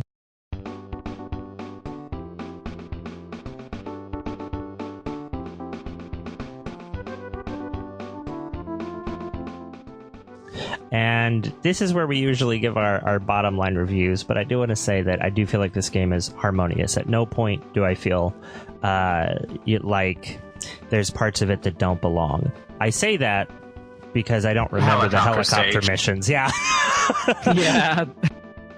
I start thinking about this game, and I'm like, oh, all these wonderful things. And then my thought process is interrupted by those fucking terrible, awful helicopter missions. So other than that, perfectly harmonious and wonderful. But yeah, do we have any bottom line? Just like real life, pretty great, except for the helicopters. Fucking yeah. Except for those helicopters. Just in terms of helicopters, hate helicopters. They're loud. I see them in my dreams, and they're usually cops. When I was a kid, I pronounced the word helicopter as heptacopter. You pronounce it much harder than the actual word helicopter is. Yeah, fair enough. I don't know what I was thinking when I was 3. What an asshole. I was such a little asshole. You can't just change the language. Yeah, come on. It's set in stone. Wait, what's the opposite of prescriptivism? Descriptivism. I was an unscriptivist. I don't know what the opposite of prescriptivism is, but I said descriptivism sounds good. I was a postscriptivist. Descriptivism is actually the usual opposite. Oh yeah, you're totally right. Descriptive versus prescriptive. Oh, I got it. I did a thing. I'm smart. Subscriptivism. Subscriptivism. Remember subscriptivist and like our video. So I only have one bottom line for this that I've written down, but it's really just this game is just a pure fucking nostalgia heroin into my veins. But Pilotwings is hanging out with my dad in the summer. That's all it will ever be to me. Pilotwings is packing an airplane into your blunt and smoking it up. Pilotwings is a landing you can walk away from. That's pretty good. Pilotwings is the vaporwave flight school. Pilotwings is blue skies forever. Pilotwings is age unknown. Pilotwings is getting in a penguin suit, diving outside of a pool, hitting the concrete, and leaving a penguin-shaped hole in the ground forever. Pilotwings is not licensed for helicopters. Pilotwings is licensed for heptacopters. Pilotwings is propaganda for chemtrails. Going way out there. Pilotwings is proof the Earth is flat. Can't see no curve on that horizon. Pilotwings is licking a map of the globe and it tastes like strawberries. I like that. Yeah, Pilotwings is being able to talk to your instructor after crashing your plane into the ground at the highest speed possible. And they just sort of generally chastise you. That's Pilotwings, is you crash and it's just a little chastisement. Pilotwings is a hang glider stomping on a human face forever.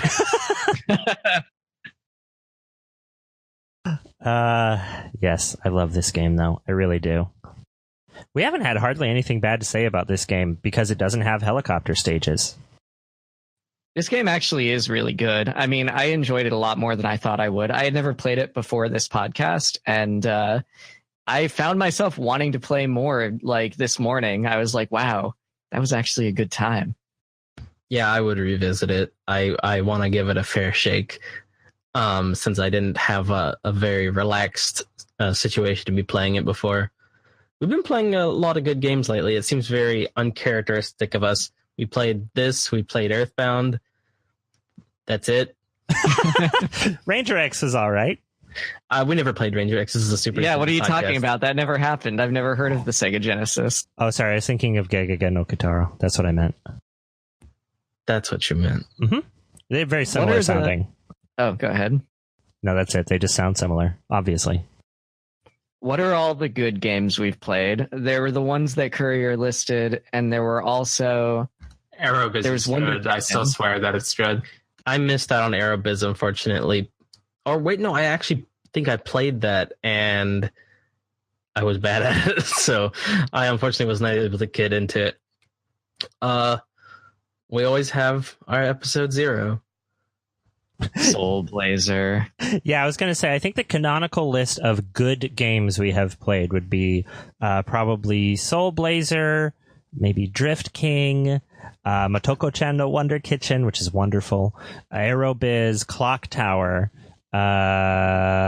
Earthbound, and Pilotwings. I think that's the canonical list. I don't think I've missed anything there. Bomberman 2 was fine, but there's a million Bomberman games. Bomberman 2 was great.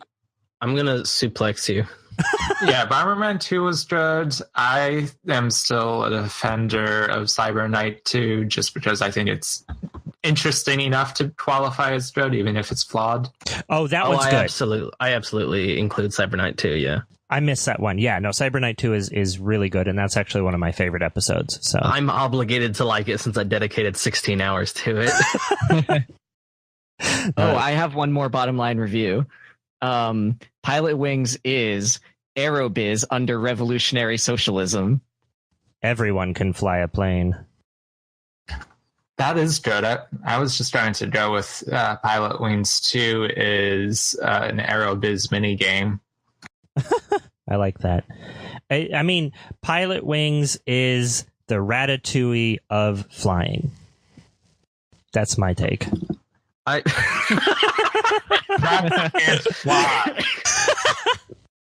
I want someone to combine Aerobiz and Pilotwings so that you're in control of the airport and the airplanes. I want somebody to combine Aerobiz and Clock Tower, so you're running an airline, but you're also running from a person with giant scissors all the time. I want someone to mix Clock Tower and Pilotwings so that you're constantly flying away from Scissor Man. But then he turns out to be in the back seat of the plane. Oh, no. Oh, no. And your flight instructor is his mother. Oh, no. Okay. You know what you did. I will say no more. You shouldn't have gone that far. I want someone to combine Pilotwings and Motoko-chan no Wonder Kitchen so that I can eat the airplane. It just dispenses mayonnaise from the skies. Oh, yeah. As you're flying around, there's just globs of mayo falling out onto the ground below you. You know, someone... That's why you're actually firing at the anti-air turrets on the helicopter stages. Ew, yeah. That's why they explode. They're just like, oh, hit the self-destruct. There's mayo coming. You know, somebody ate an airplane once, though, right? Like, this isn't a joke. I'm not joking. Somebody ground up and ate an entire airplane over like 2 or 3 years. Like, this is something that happened. Say that's I was gonna say it'd be fairly filling to do it all at once. It took a while. while. I did hear this. They took it apart and they ate it piece by piece. Was it good? Scrumptious. Mikel Lotito has eaten everything from bicycles to an entire Cessna 150 airplane. So there you go. Fucking Tetsuo Iron Man over there. Tetsuo Iron Chef. That's pretty good. I like that. All right. Any other harmony? If you wanted to turn the entire Earth into a Pilotwings map, do you know which projection you'd have to use? Mercator projection. Mercator projection. Ha ha ha ha ha. I don't actually get this reference. Yeah, I don't get it either.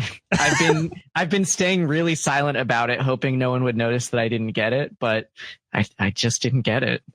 I mean, there's nothing to get, except that the Mercator projection is the worst possible projection of the globe onto a flat surface, and so the north and south becomes very distorted. That's the Mercator projection. It's really brave of you to admit that you don't understand Mercator projection. Yeah, obviously the Mercator projection is... come out to my family that I don't know what a Mercator projection is. All right. Curry, do we have a bonus category? We do. This one was actually come up by 1 second before. Yay! I'm sticking to it because I thought it was a pretty good idea. 1 second before's idea was that we share what real life lessons we've learned from the games we've played on this podcast. So the example was that I did learn how to hang glide, fly a plane, fly a helicopter, and parachute from playing this game, and jetpack. And I learned from Aerobiz that running an airline is fairly difficult, but could be done perfectly with practice. Yeah. Cyberknight 2 taught me the horrors of war, and I'll never be the same. Pilotwings actually also taught me the important lesson that you don't need to be licensed to be a flight instructor. Drift King taught me that I probably took the right decision when I decided not to get a driver's license. Motoko-chan no Wonder Kitchen taught me that mayonnaise is delicious and we should all consume it all the time by the spoonful. It did teach me the difference between Japanese mayo and American mayo, which I didn't even know was a thing. Battlecross taught me how to astral project out of my during a race. Battlecross taught me how to use that streaming software we use, which I've forgotten the name of, Parsec. Still haven't gotten a sponsorship from them, motherfuckers. Tetris That's 2 a taught good me. way to get a sponsorship. Sorry, go on. Tetris 2 taught me about the limits of human suffering. Tetris 2 taught me that there's a real fine line between hate and love. There's a real similarity between Tetris 2 and Cyber Knight 2, apparently. I like Cyber Knight 2. Yeah, that's the one difference. The one difference. Sim Ant taught me that there's no limit to what a single ant can do. Yeah, the other day I was looking at an anthill and I saw a luminescent yellow ant crawl out, and I was like, I know what that's all about. I relate to that. Earthbound taught me how to love. God damn it, that was going to be what I said, except about Days Before Christmas.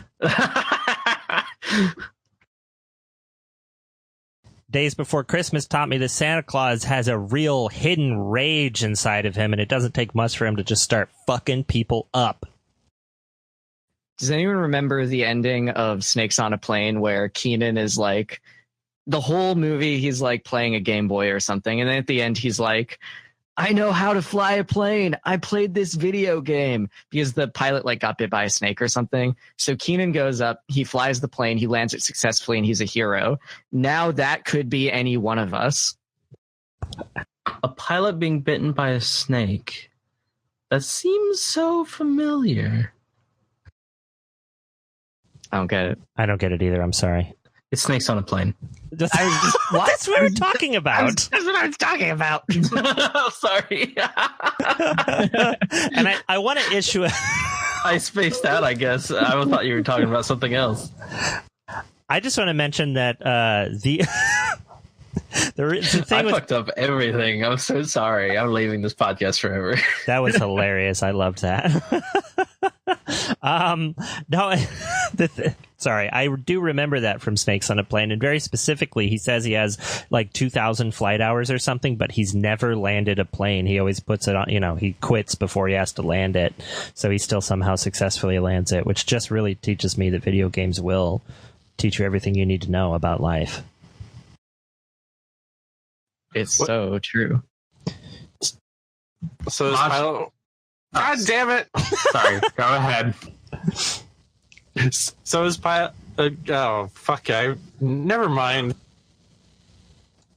Oh, sorry, my talk was stuck. I wasn't trying to interrupt you. No, I know. I just couldn't say those syllables in the correct order, so it frustrated me.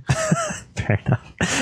Gegege no Kitaro taught me that me and Curry approach games very differently. That's a pretty good lesson. F1 ROC Race of Champions, aka Exhaust Heat, taught me that sometimes nostalgia has no standards. F1 Race of Champions taught me that cars can drive on water. Oh yeah, I forgot about that. The field of anthropology has made great strides due to the work of Prehistoric Man. Prehistoric Man taught me that it's not Chuck Rock. End of podcast. No, keep going. All the Salaryman Corner games taught me that Mahjong is actually pretty good. Mr. Tough taught me that some crimes cannot be forgiven. Mr. Tough taught me that it's just fine to walk around in like a nuclear wasteland as long as you're made of metal. Earthbound taught me that eating garlic makes you stronger. And that you won't get through your teen years without at least one egg. Oof. We've learned a lot. I gotta say, I'm very proud of us. I think that this podcast has been very educational for all of us. Edifying. That's the word I was looking for. Wait, did Clock Tower teach us anything? I feel like we have not learned any lessons from Clock Tower.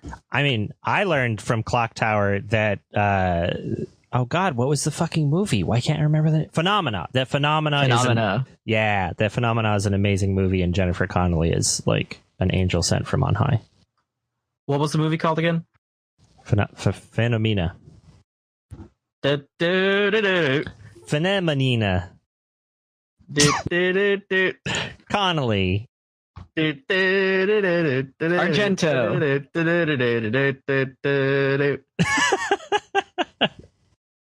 We all did a good joke there. We learned nothing from Super Pinball 2. I gotta say that's true.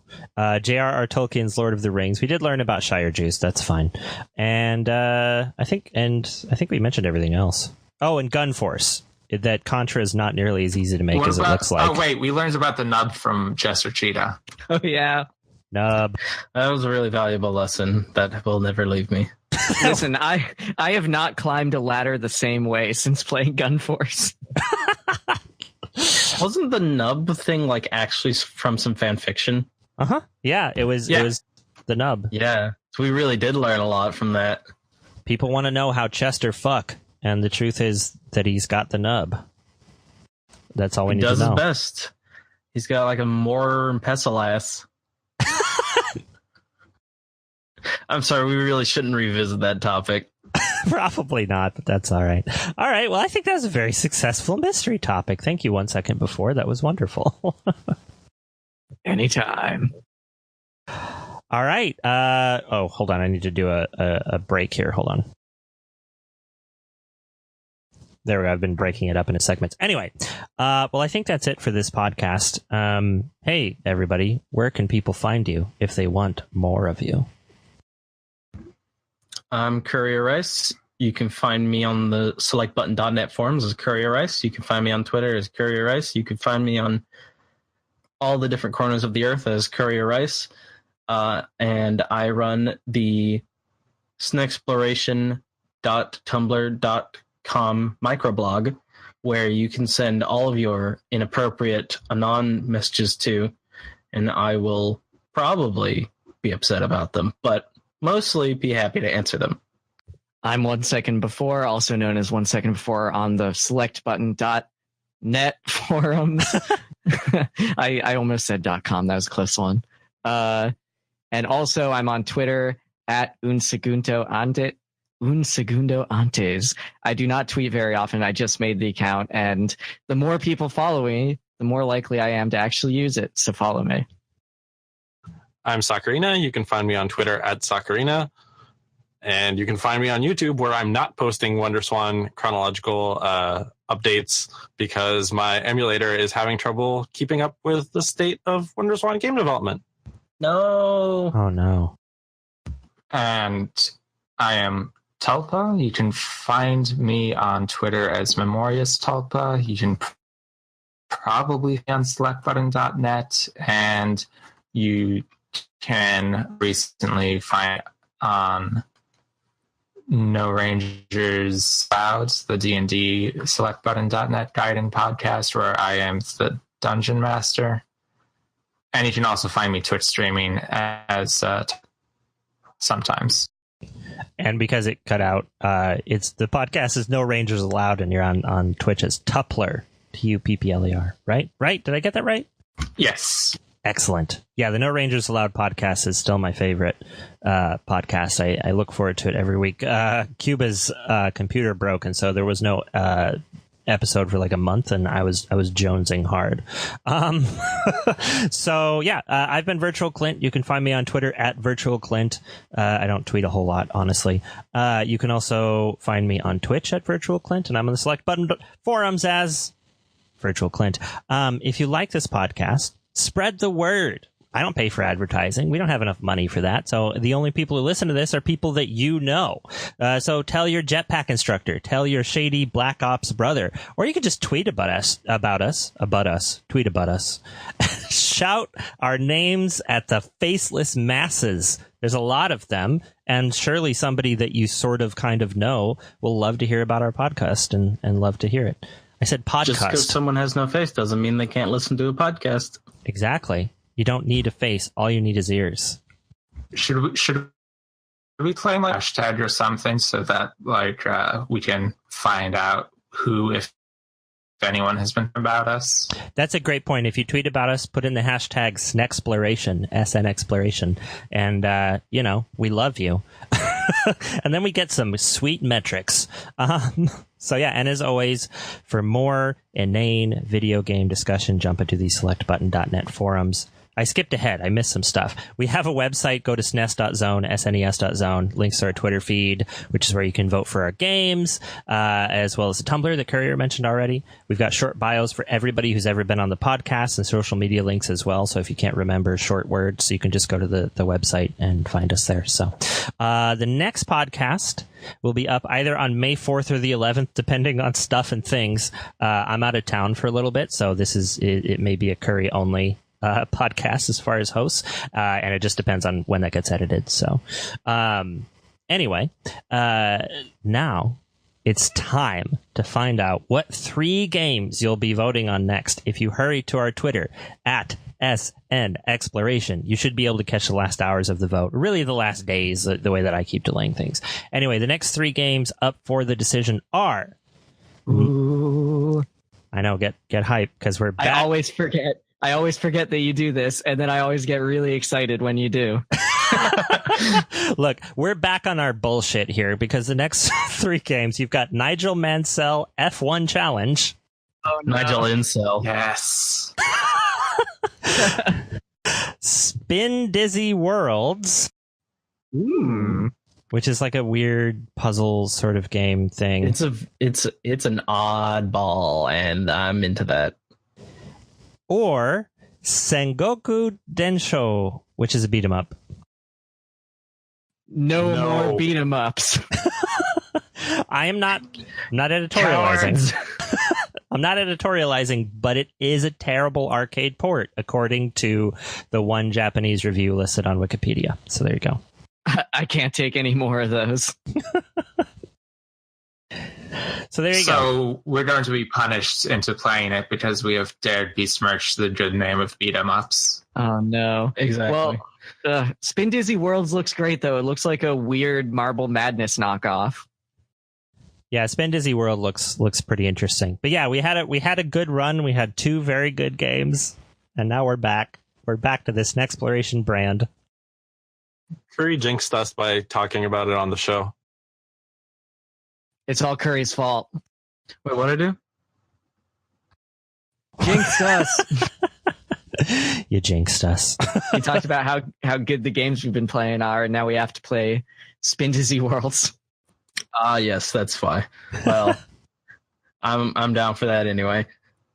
Bad games are good games. Bad games are good games. This is Exploration motto. Bad games are good games. Good games are also good games. Right. Anyway, that's it.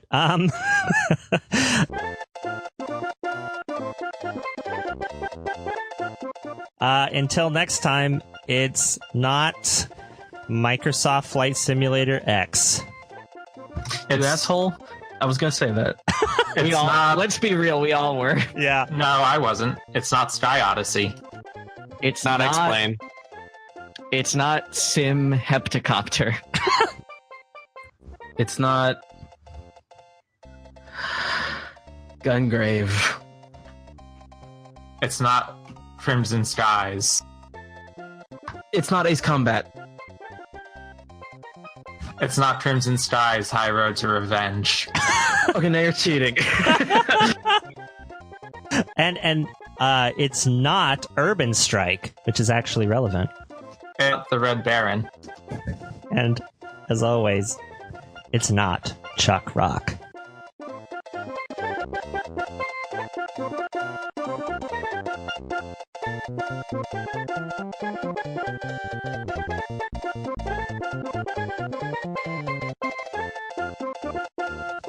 I feel like I feel like I say things like I have a good radio voice, but also don't have a good radio voice. That's what I'm doing. And I like that you say things that are not cool with that voice. Yeah, that's what I'm going for.